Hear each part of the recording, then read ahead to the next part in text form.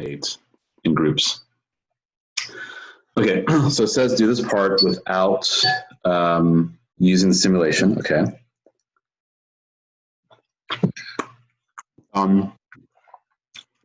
Alex momentum bar graphs for 3 collisions. All 3 collisions have the same situation for the collision. A car mass m is moving 2 meters per second to the right, toward a stationary cart of mass 3m. Okay, so the mass is tripled for the stationary cart compared to the cart that's moving. The difference between the collisions is the elasticity. One collision is elastic, so that's case 1. This is inelastic, case 2. And third is completely inelastic, case 3. So for elastic collisions, k equals 1. So here's the complete set of momentum bar graphs for collision 7. So this is because remember we did 6 collisions.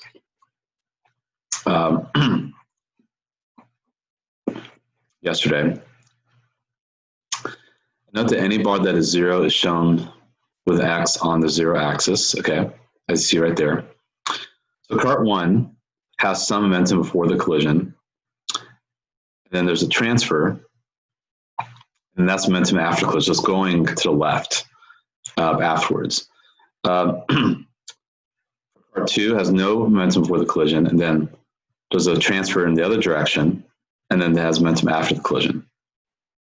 And the 2 system bar graph looks kind of like this. So let's kind of dissect this just a tad more. And if we want to, for simplicity's sake, we can count each each box as 1 unit.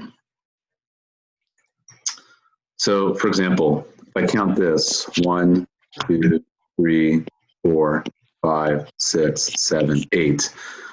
So we say the momentum for the collision is going to be 8 kilogram times meters per second.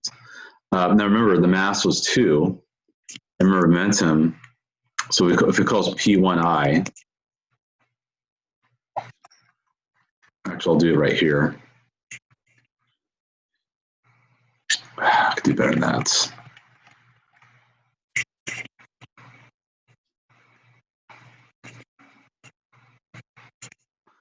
Wasn't that just great? My mouse just died. I'll have to use my mouse. Okay.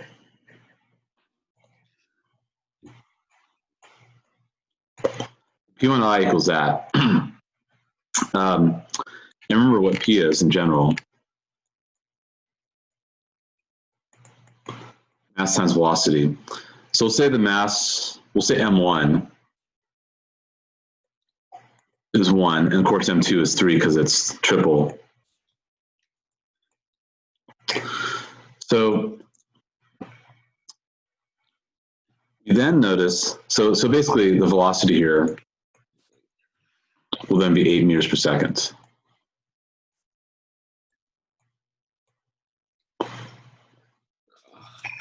Or V1I, because M1 was 1. And then we notice that after the collision, it's going to the left, so it's -4. So P1 final is -4 kilograms times a meter per second. So what happens here is that the final velocity, V1F, will be -4 meters per second.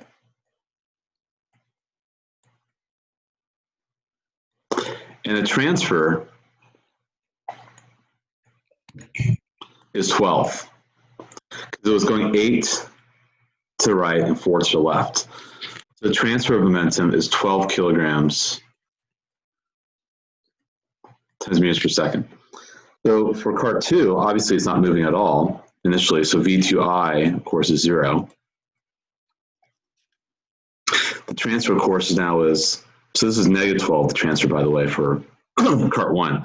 For cart 2, it's +12, because it fully transfers, right, because it's conserved.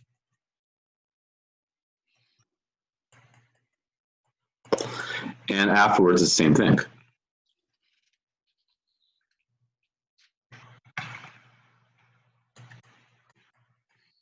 Same thing. So it means that the final velocity, does anyone want to tell me what the final velocity would be for cart 2? I don't have an idea what it'd be.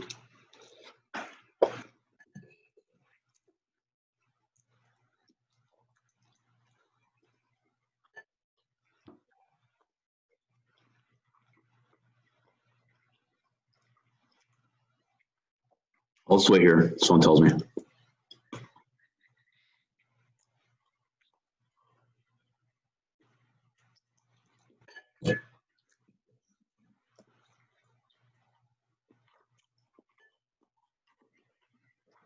I should know.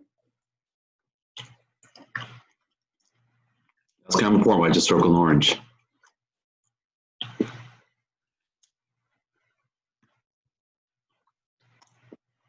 Oh,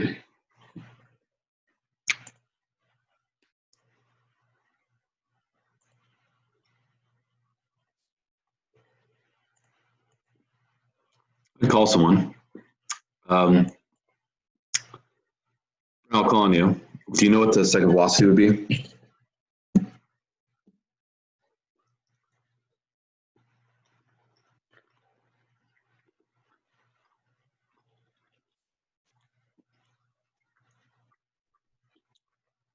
Brandon, you there?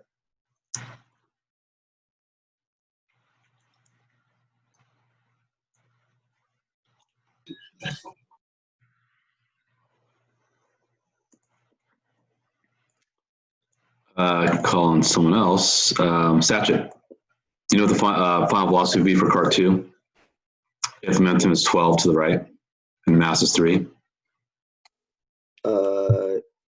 Would it be 4?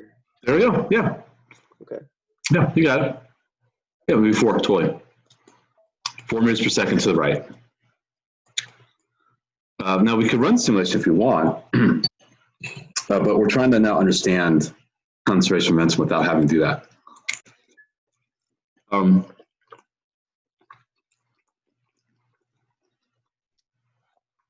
a 2-cart system, so what's happening is this, right? P1I plus P2I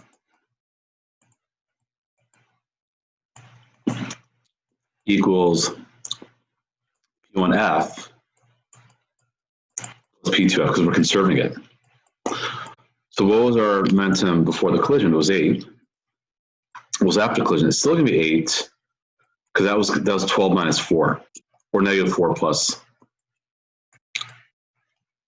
Actually, we could probably just do this. 8 plus 0 equals negative 4 plus 12. So obviously it's conserved. 8 equals 8. So the data visuals, looking at the bar charts can help us here. Okay. Remember that before the collision, had mass m, cart 1 had mass m, moving 2 meters per second to the right. Cart 2 not moving, mass of 3m.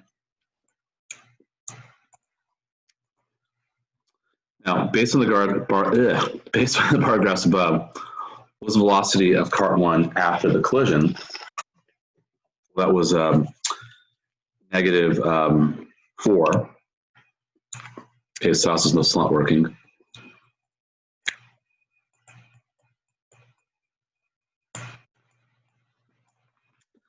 What was the velocity of cart 2 after the collision? That was 4 meters to the second. That's kind of a coincidence that they're the same magnitude, but you know, that's what we notice from the graph itself.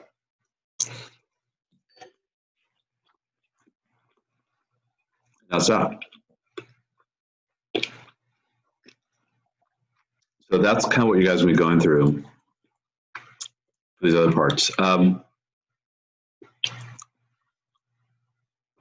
Okay, same scenario.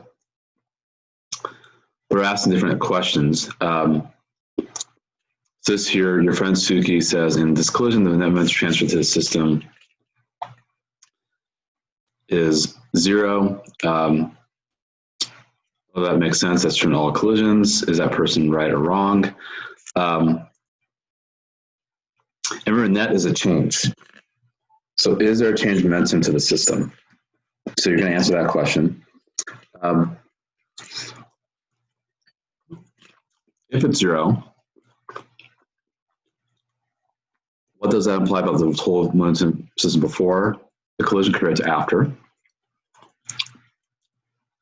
Also, if it's 0, what does this imply about the when transferred to cart 1 compared to that cart 2? Okay, so you guys can answer those questions. Then you're going to do this again for k equals 0.5.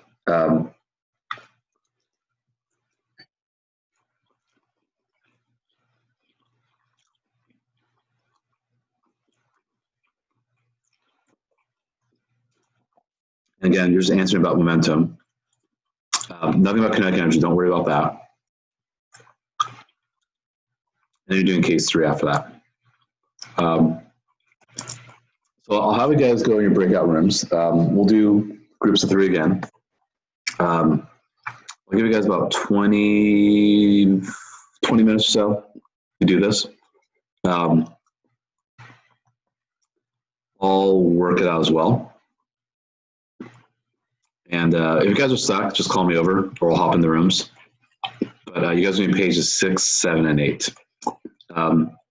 Kind of following what I just did. And I don't want to give you the guys the answer just yet, but I'll kind of hop in and ask you guys what you guys think in a few minutes. But I'm going to work these out myself. So yeah, let's go to our rooms. I'll stop.